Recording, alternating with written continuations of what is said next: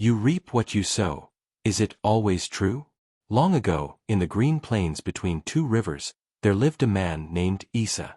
He was known in every corner of the kingdom for his honesty and good heart. When others argued, Isa made peace. When others cheated, he stayed truthful. When others turned away from the poor, Isa shared what little he had.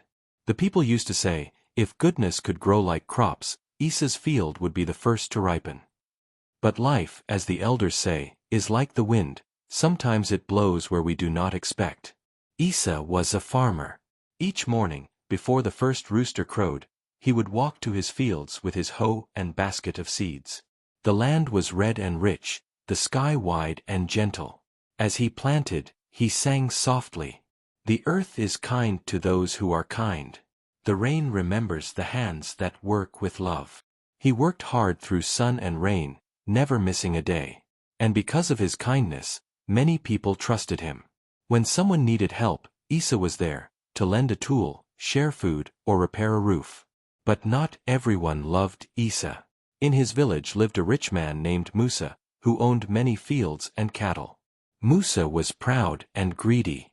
He often mocked Isa, saying, "You work like an ox, but what do you gain? You share too much. The world eats the kind man first." Isa only smiled and said, "The world may eat me, but I will not eat it back." Then one year, the rains failed. The sky turned white and dusty, and the wind grew hot. People's fields dried up. Isa prayed, "Ancestors, give us strength." But his crops died. Still, he did not give up. He gave water from his well to the old and the sick. He even shared the little grain he had left with hungry children. But when he had nothing left, Musa came to him, pretending to help. "Sell me your field," Musa said. "You have no food. I will pay you silver." Isa refused. "This land is the memory of my father. I cannot sell it." Musa's eyes turned cold. "Then you will starve with your memories." That night, when the moon was high, a fire broke out in Isa's field. The wind carried the flames quickly. By morning, everything was ash. People whispered that it was Musa's doing, but no one could prove it. Isa said nothing. He only looked at the burnt earth and whispered, "Even when the tree burns, its roots still remember rain." Isa lost everything, his crops, his home, his animals. Yet he never cursed the heavens. He began to work for other farmers, earning little but enough to survive. He still shared what he had, still smiled, still greeted everyone kindly. But sometimes, at night, when he sat alone under the stars, he asked quietly, "Why does the good man suffer while the wicked sleep well? Do we always reap what we sow, or does the wind sometimes scatter our seeds?"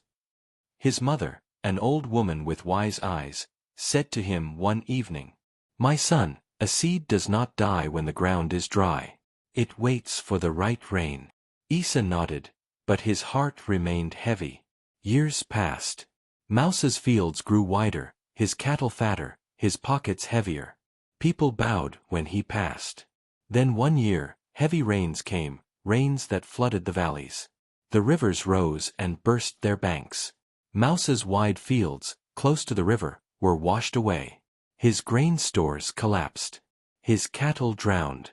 In 1 week, everything he owned was gone. When the floods ended, Musa came to the village square, wearing torn clothes. He begged for food, but many turned away. Then came Isa, still poor, but carrying a basket of millet. He placed it before Musa and said softly, "Brother, eat. The hunger of one man should never be a victory to another." Musa's eyes filled with tears. "Isa, after all I did to you?" Isa smiled. The hand that plants kindness does not choose who eats its fruit. Later, Musa fell ill. Before he died, he called Isa and said, "All my life, I thought a man only reaps what he sows. But I see now, some men plant goodness and harvest pain, while others plant evil and enjoy peace. Yet in the end, it is the good man's heart that sleeps without shame." Isa held his hand and said, Justice is not always in what the eyes can see, but in what the soul becomes. After Musa died, his family gave Isa part of his land as thanks. But Isa never grew proud. He rebuilt his small hut, farmed again, and shared as before. And when the people asked, "Do we really reap what we sow?" he would answer, "Yes, but not always in the way we expect. Some crops grow in the earth, others grow in the spirit. The world may not reward you, but the ancestors watch quietly, and their justice never sleeps." Moral of the story. You may sow goodness and reap pain. You may sow truth and reap loneliness. But every pure seed planted in this life blooms somewhere. Even if not in your field, then in the field of the ancestors.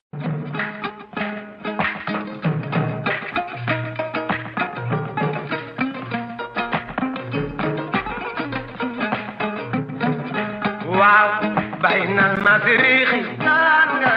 المشرق